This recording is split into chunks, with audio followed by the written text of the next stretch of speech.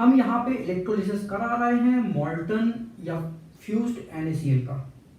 तो हमने एक इलेक्ट्रोलाइटिक टैंक लिया है। इस इलेक्ट्रोलाइटिक टैंक में हम 2 इलेक्ट्रोड लगा देंगे। तो हमारे इलेक्ट्रोड जो है या तो ग्रेफाइट का बना होगा या फिर प्लेटिनम का बना होगा। ग्रेफाइट और प्लेटिनम के इलेक्ट्रोड जो है वो इनर्ट इलेक्ट्रोड कहलाते हैं। क्यों? क्योंकि ये सॉल्यूशन के साथ, ये इलेक्ट्रोलाइट के साथ कोई केमिकल रिएक्शन नहीं देते। इनकी इलेक्ट्रोलाइट के साथ कोई केमिकल रिएक्शन नहीं होती, इस कारण हम ग्रेफाइट या प्लेटिनम के इलेक्ट्रोड लेते हैं। तो हमने 2 इलेक्ट्रोड ले लिए और यहां पे इलेक्ट्रोलाइट क्या लेना है? मॉल्टन सोडियम क्लोराइड। तो मॉल्टन सोडियम क्लोराइड जो है हम यहां पे ले लेंगे। ये सॉल्यूशन किसका है? ये मॉल्टन सोडियम क्लोराइड का सॉल्यूशन है। इस इलेक्ट्रोड को जो है एक बैटरी से हमने कनेक्ट कर दिया। ये बैटरी का पॉजिटिव पोल है और ये बैटरी का नेगेटिव पोल है। जो बड़ी डंडी होती है उसको हम पॉजिटिव पोल बोलते हैं और छोटी डंडी बैटरी की, इसको हम नेगेटिव पोल बोलते हैं। जो इलेक्ट्रोड बैटरी की पॉजिटिव प्लेट से कनेक्ट होता है उसको हम बोलते हैं कि ये तो हमारा है एनोड, और जो नेगेटिव प्लेट से कनेक्ट होता है वो हमारा कहलाता है कैथोड। अब मॉल्टन NaCl है, इसका मतलब है कि यहां पे सोडियम पॉजिटिव आयन होगा और क्लोरीन नेगेटिव आयन होगा। जब आप बैटरी के स्विच को ऑन करते हो तो जो हमारा नेगेटिव आयन है वो क्या होगा? वो पॉजिटिव प्लेट की ओर मूव करेगा और पॉजिटिव आयन है वो क्या होगा? नेगेटिव प्लेट की ओर जाएगा। अब ये आयन जो हैं इलेक्ट्रोड की ओर मूव कर रहे हैं, तो इलेक्ट्रोड की ओर मूव करने पे होगा क्या? तो इलेक्ट्रोलिसिस में केवल एक ही चीज होती है, जो हमारे आयन होते हैं वो क्या होते हैं? वो डिस्चार्ज हो जाते हैं। चार्ज एलिमिनेट हो जाता है, चार्ज डिसअपीयर हो जाता है। और इलेक्ट्रोलिसिस में कुछ नहीं होता। इलेक्ट्रोलिसिस में क्या होता है? जो चार्ज है, जो पॉजिटिव और नेगेटिव चार्ज है, वो क्या होता है? वो डिसअपीयर हो जाता है। इससे ज्यादा इलेक्ट्रोलिसिस में कुछ नहीं होता।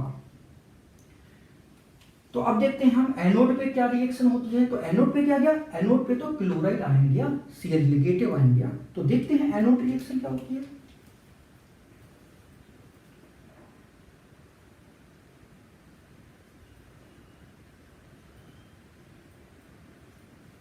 एनोड रिएक्शन, तो एनोड पे क्या गया?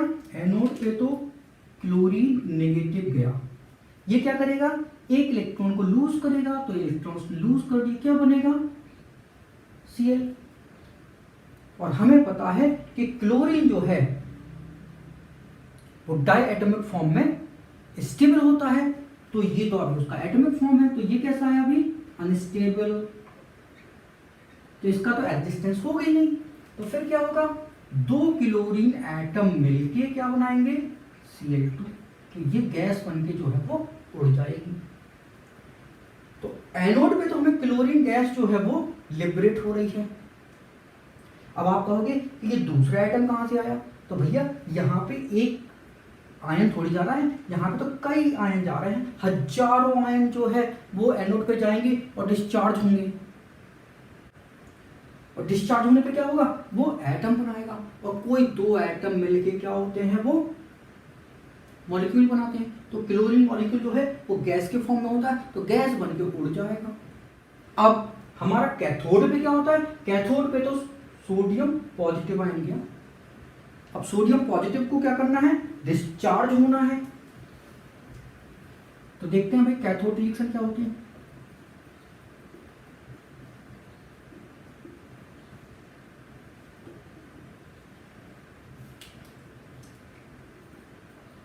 सोडियम पॉजिटिव ये एक इलेक्ट्रॉन लेगा, तो ये सोडियम मेटल बनेगा।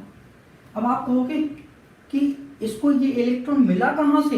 ये कहां से आ गया भाई इसके पास इलेक्ट्रॉन? क्लोरीन का तो हमको पता था कि -1 चार्ज का मतलब है कि क्लोरीन का एक इलेक्ट्रॉन जो है वो कहीं से आया हुआ था। अब वो इलेक्ट्रॉन जो है वो क्लोरीन दे रहा है, तो क्लोरीन का एटम बन गया। अब सोडियम पॉजिटिव, अब ये इलेक्ट्रॉन कहां से आया? इसके पास। तो देखो जरा, क्लोरीन ने ये इलेक्ट्रॉन जो है वो एनोड पे रिलीज किया था, अब ये इलेक्ट्रॉन जो है यहाँ पे आएगा कैथोड की ओर, और कैथोड पे इस इलेक्ट्रॉन को कौन कैप्चर करेगा, वो सोडियम आयन ही कैप्चर करेगा।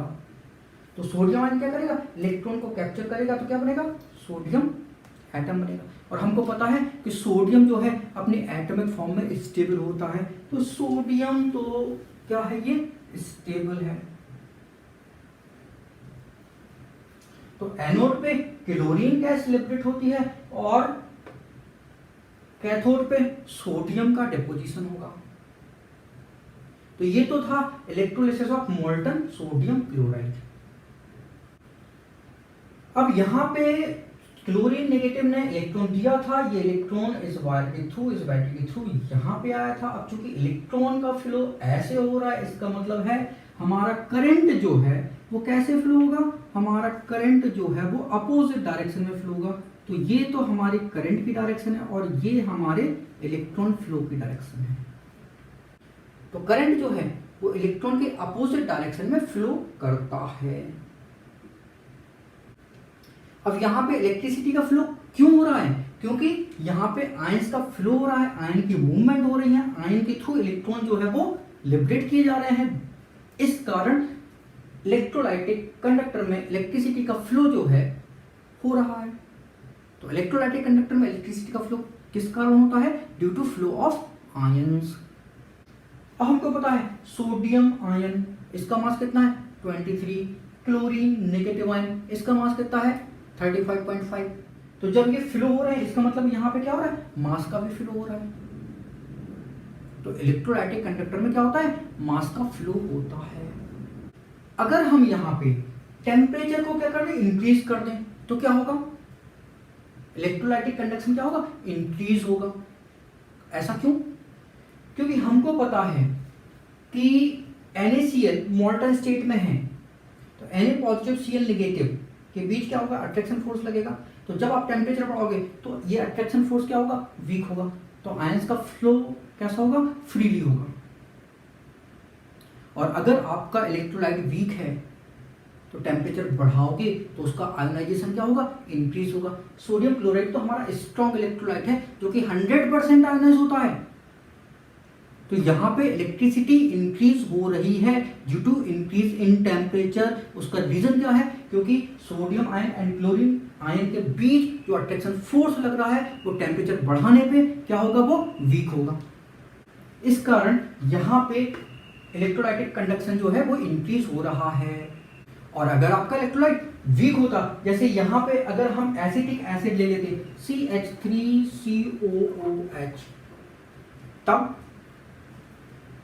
तब इलेक्ट्रोलाइटिक कंडक्शन इंक्रीज होता due to dissociation of compound, इसके डिसोसिएशन के कारण, और दूसरा इसकी जो अट्रैक्शन फोर्स है उसके वीक होने के कारण।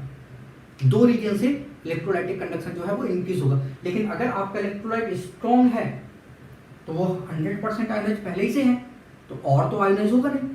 फिर क्या होगा, यहाँ पे जो अट्रैक्शन फोर्स लग रहा है वो उसके वीक होने के कारण इलेक्ट्रोलाइटिक कंडक्शन जो है वो इंक्रीज होता है। इसके बाद हम electrolysis of aqueous sodium chloride देखेंगे कि एक्वस सोडियम क्लोराइड का इलेक्ट्रोलिसिस कैसे होता है। तो हमने एक इलेक्ट्रोलाइटिक टैंक लिया है, इसमें 2 इलेक्ट्रोड हमने फिट कर दिए और दोनों इलेक्ट्रोड को एक बैटरी से कनेक्ट कर दिया। जो इलेक्ट्रोड बैटरी की पॉजिटिव प्लेट से कनेक्ट है वो एनोड कहलाएगा और जो नेगेटिव प्लेट से कनेक्ट है वो कैथोड कहलाएगा। एक्वस सोडियम क्लोराइड सॉल्यूशन, इसका मतलब है कि हमने सोडियम क्लोराइड को वाटर में डिसॉल्व किया हुआ है। तो जब सोडियम क्लोराइड को आप वाटर में डिसॉल्व करोगे तो यहां पे जो है वो सोडियम आयन बनेगा, क्लोराइड आयन बनेगा, हाइड्रोजन आयन बनेगा एंड OH नेगेटिव आयन बनेगा। तो जो हमारा प्योर वाटर होता है वो अनआयोनाइज होता है, उसका आयोनाइजेशन नहीं होता। लेकिन जब आप वाटर में कोई आयोनिक सब्सटेंस डाल देते हो तो वाटर भी आयोनाइज हो जाता है। वो कैसे आयोनाइज होगा, वो H positive and OH negative में आयोनाइज होगा। तो वाटर कब आयोनाइज होगा, जब उसमें आप आयोनिक सब्सटेंस डालते हो। जब वाटर में हमने NaCl डाल दिया तो वो आयोनाइज हो गया H positive and OH negative में। जब आप यहाँ पे बैटरी के स्विच को ऑन करोगे तो क्या होगा, पॉजिटिव प्लेट पे दो नेगेटिव आयन जो है वो एक साथ जाएंगे, क्लोराइड आयन जाएगा एंड OH नेगेटिव जाएगा, दोनों आयन एक साथ जाएंगे। अब क्वेश्चन ये आता है कि इनमें कोई एक ही डिस्चार्ज होगा। अब दोनों आयन्स में से कौन सा आयन जो है वो डिस्चार्ज होगा। अब क्वेश्चन ये है, तो देखो जरा, क्लोरीन पे यहां पे एक इलेक्ट्रॉन बाहर से आया हुआ है एंड OH का हम स्ट्रक्चर देखें तो ऑक्सीजन ने हाइड्रोजन के साथ एक बॉन्ड बनाया है, ये ऑक्सीजन के इलेक्ट्रॉन है और एक इलेक्ट्रॉन जो है वो बाहर से आया है। तो नेगेटिव चार्ज किस पे है, वो ऑक्सीजन पे है, मतलब इलेक्ट्रॉन कौन देगा एनोड में, ऑक्सीजन देगा। तो अगर हम बात करें इलेक्ट्रॉन लेने की, तो इलेक्ट्रॉन लेने की कैपेसिटी ऑक्सीजन में ज्यादा होती है। क्यों, क्योंकि इलेक्ट्रोनेगेटिविटी का ऑर्डर हम देखें तो फ्लोरीन की इलेक्ट्रोनेगेटिविटी सबसे ज्यादा, फिर ऑक्सीजन की होती है, फिर नाइट्रोजन की होती है और फिर इसके बाद क्लोरीन की होती है। तो अगर इलेक्ट्रॉन एक्सेप्ट करना है तो कौन करेगा सबसे जल्दी, फ्लोरीन, फिर इसके बाद ऑक्सीजन, फिर इसके बाद नाइट्रोजन, इसके बाद क्लोरीन। तो हम कंपेयर किस में करा रहे हैं, ऑक्सीजन एंड क्लोरीन में। तो ऑक्सीजन की एक्सेप्टेंस पावर जो है वो क्लोरीन से ज्यादा है, तो डोनेशन पावर क्या होगी, ऑक्सीजन की कम होगी। तो जिसकी इलेक्ट्रॉन एक्सेप्टेंस पावर ज्यादा तो उसकी इलेक्ट्रॉन डोनेशन पावर कम होगी। तो यहां तय हो गया कि दोनों आयन तो यहां पे एनोड पे गए, लेकिन क्लोराइड आयन ही यहां पे डिस्चार्ज होगा। तो एनोड रिएक्शन जो है वो हम देख लेंगे।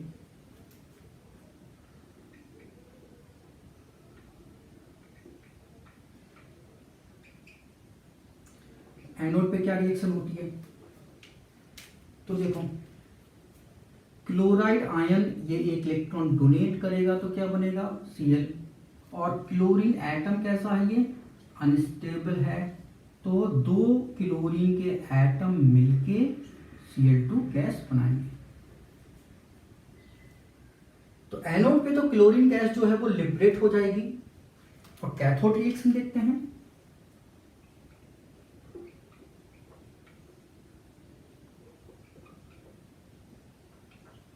कैथोड पे क्या होगा, कैथोड पे Na positive ion and H positive ion दोनों आयन जो है वो जाएंगे, लेकिन दोनों आयन में से कोई एक आयन ही वहां पे डिस्चार्ज होगा।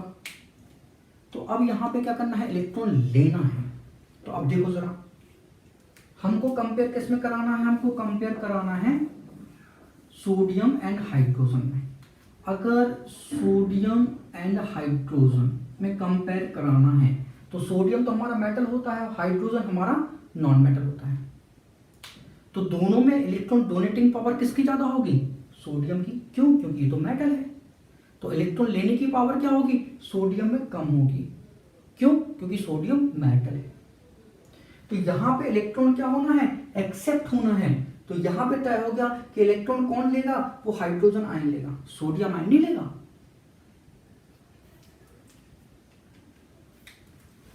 तो कैथोड रिएक्शन कैसी होगी, हाइड्रोजन आयन है, एक इलेक्ट्रॉन एक्सेप्ट करेगा तो हाइड्रोजन एटम बनेगा, और ये कैसा होता है, ये अनस्टेबल होता है। तो दो हाइड्रोजन एटम मिलके क्या बनाएंगे, हाइड्रोजन गैस जो है वो बनाएंगे। तो हमारे कैथोड पे हाइड्रोजन गैस जो है वो लिबरेट हो जाएगी। अब इस सॉल्यूशन में क्या बचा, Na पॉजिटिव बचा एंड OH नेगेटिव बचा। तो रिमेन इन सॉल्यूशन, सॉल्यूशन में क्या बचा,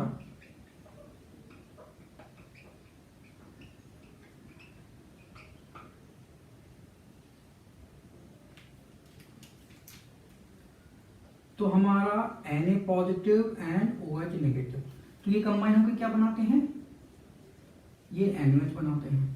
और हमको पता है सोडियम हाइड्रोक्साइड कैसा होता है, ये स्ट्रॉन्ग बेस होता है।